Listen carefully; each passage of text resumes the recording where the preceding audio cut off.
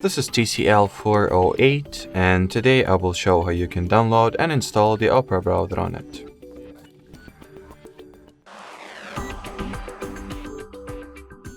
So firstly, you will need to launch Play Store, then find the Opera using the search bar. Once the Opera is found, click at the green or whatever other color it will be install button.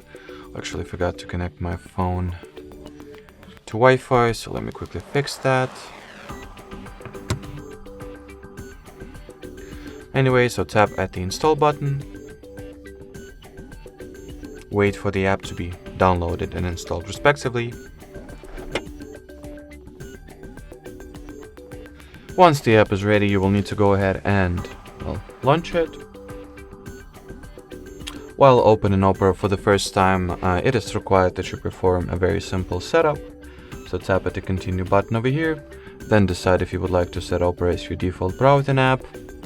And final step,